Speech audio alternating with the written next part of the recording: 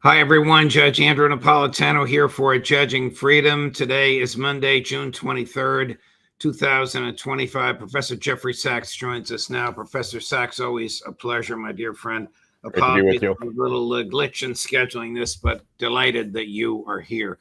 What is the real reason, in your understanding, why Donald Trump bombed and attempted to destroy a lawful, inspected, approved uranium enrichment program in a sovereign country?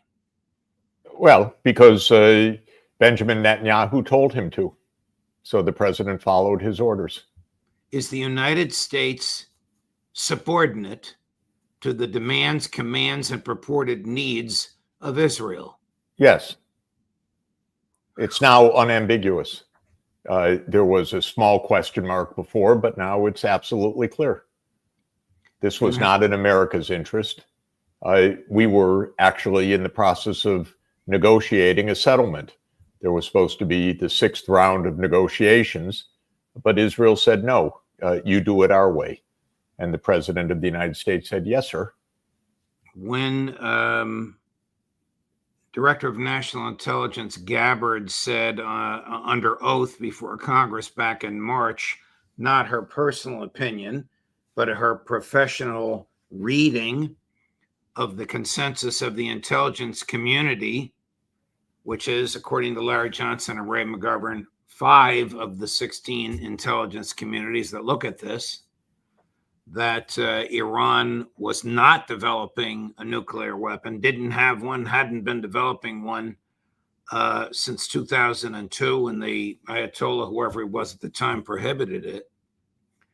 And President Trump said, I don't care what she said, I think otherwise. Where did he get the otherwise from? From Benjamin Netanyahu and Mossad. Wow. This is clear. This is not American policy. This is Netanyahu's policy and has been Netanyahu's policy for a long time. It is, as I say all the time, the main job of the President of the United States is to keep the foot on the brake. I mean that for any president of the United States. You lift the foot off the brake in our country, you go to war. Because we have a war machine always revving, and lots of people want to use it.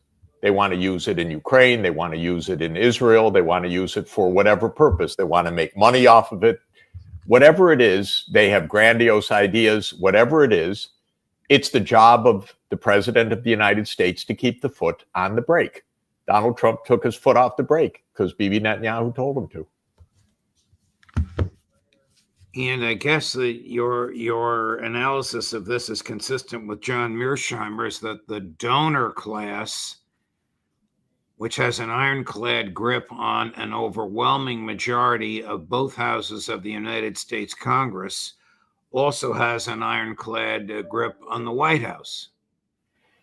Yes, and it's so deeply embedded in the CIA and in the security agencies. Tulsi Gabbard basically, in the end, folded her hand.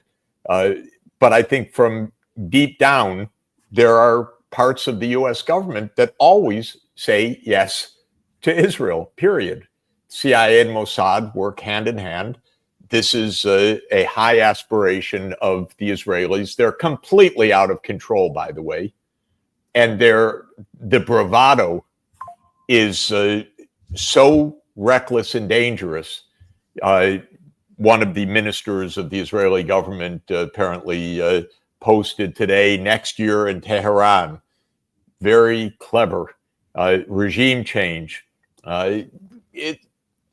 What they want to show is that they can be as brazenly violent, brazenly illegal as imaginable, and no one will say boo about it. Here Israel launches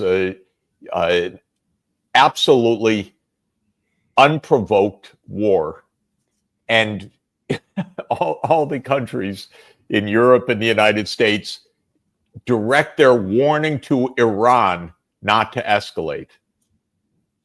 Well, Iran is the victim of two unprovoked wars, one by Israel, one by the United States. That's the point. And if it sounds a little bit odd, that one kid punches the other in the face and everyone yells at the one punched in the face, don't retaliate. If you think it's a little ridiculous, it's meant to be ridiculous. It's meant to be a show of brazenness. We got all of this under control. Don't worry about it. Of course, they never have anything under control. Everything brings us closer and closer to complete disaster. Everything Netanyahu touches turns to rubble, honest to God. And it's happening in his own country also. But he's already brought to rubble 6 countries and now is aiming for the 7th country. And we take the orders. It's incredible how this is happening. Let's talk. I want to talk about the economy, which of course is one of your fields. But before we get there, let's talk about the law. Iran, Israel, and the United States are all members of the United Nations. The United States and Iran have signed the Nuclear Non-Proliferation Treaty. If I recall correctly, LBJ himself personally signed it in a big fanfare in the late 60s. Israel has not signed the Non-Proliferation Treaty. The IAEA, which examines Israel, turns out to be a conduit to Mossad, but yet belatedly said they're not making a nuclear weapon. What role can the United Nations, if any, play in this? Or is the answer none, because the U.S. can veto whatever the UN says? The main role that the UN actually plays is to show the overwhelming weight of public opinion. The United Nations cannot act in general because of the veto by any one of the permanent 5 members, but the veto is used these days by the United States. But what the UN remains, no matter what the US vetoes, is the place where 193 governments meet. And typically around 180 of them say, what the hell are you doing? Continuing this violence in the Middle East, continuing to block a state of Palestine, not obeying international law. Of course, Israel then jumps up and down in its impunity, saying, how dare you, and attacks the UN, and the United States duly vetoes any resolution that might actually get something done. So the UN does not have power in the sense of actually being able to determine the outcome. What it is a reflection of the world. That counts for most of the world.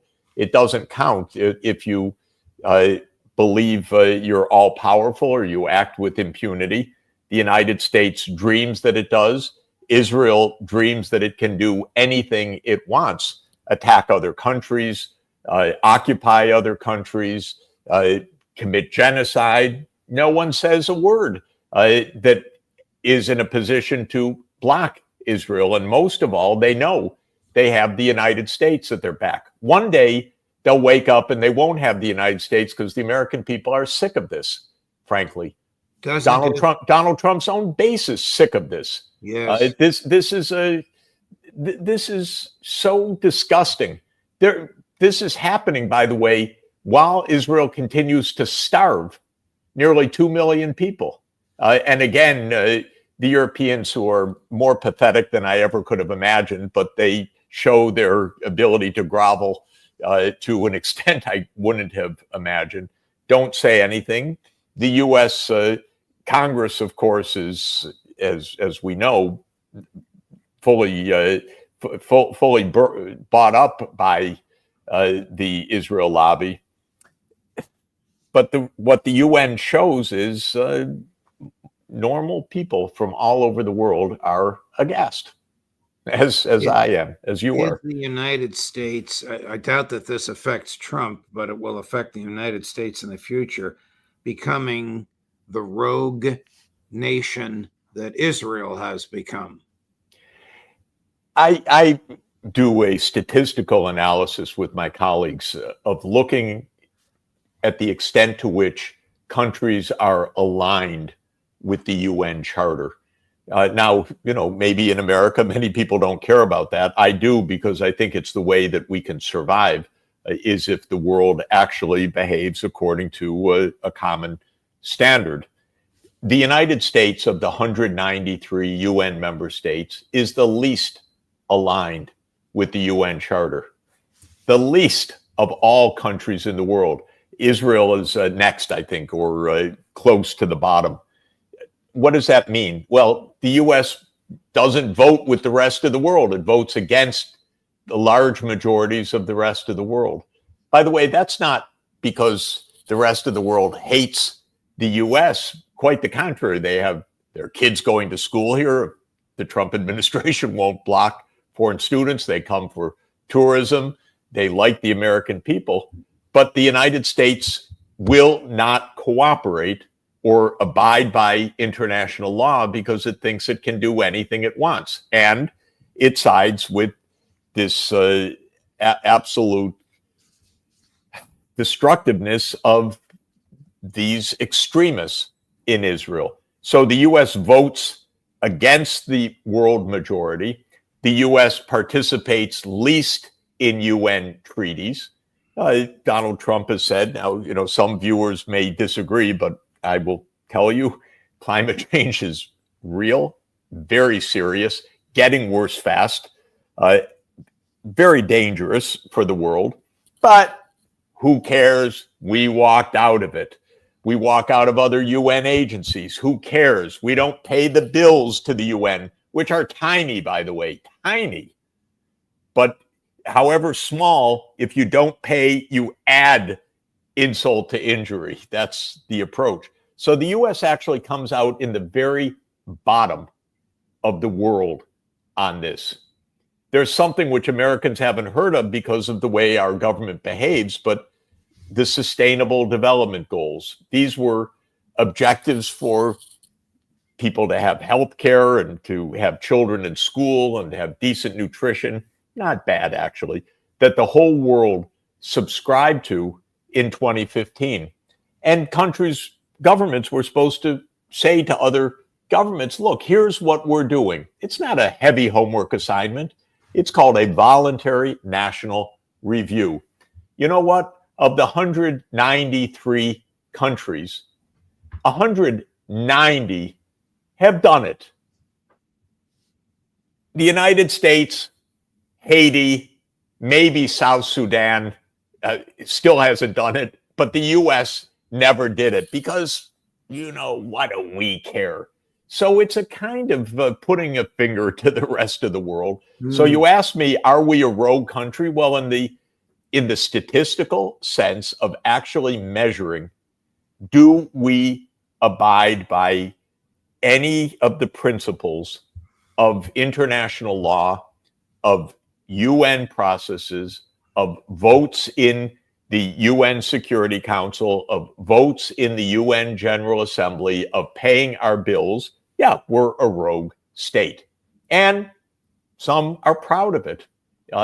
There's a conference next week, which I'll be going to in Spain, on how to help mobilize financing for poor countries so that their kids can be in school and they can have electricity and roads and other things. Okay, I'm sure Donald Trump is not shedding a tear about this, but the United States formally pulled out of the conference. All the rest of the world's going. But the United States says, what do we care? Poor countries, shitholes, they were once called by the president. Yeah, we're a rogue state. We don't want to be nice. What we want is everyone to be afraid. We'll send our bunker busters. If another country that we happen to support breaks the law, so what? We won't say a word about it. This is not a good thing for us. This is not the way that any country should behave. But most of all, And this is a point that I think is very important and not understood. We are the most secure people in the history of the world, except for one thing, and that's nuclear war. And yet, the fact that we have complete security of 2 oceans and a powerful military and everything else, we keep taking steps that bring us closer to nuclear war. The only thing that conceivably threatens the United States. We're not going to be invaded by China. We're not going to be invaded by Russia. But if there's nuclear war, believe me, all bets are off. And yet we are pushing recklessly everywhere. Donald Trump says, oh, we need to stop Iran from getting a nuclear weapon. Of course, the Iranians said so too. That's what the negotiations are about. That's why you sit and negotiate and reach an agreement, not to go bomb another country. That's why. This isn't even complicated. That's why you have an agreement. And incidentally, for people that may not recall, we had an agreement in 2015 with Iran so that they said, we don't want a nuclear weapon. We want you to take the sanctions off of us so we can breathe and live as normal people. And when Donald Trump came in, the whole Zionist lobby jumped up and down, dumped the treaty, forget it, because they thought in their fantasy world, we'll just kill them, we'll just attack them, we'll just bomb them. You don't have to negotiate. This is the approach. It's bringing us to the only single risk our country faces, which is a world that is completely lawless with nuclear weapons galore.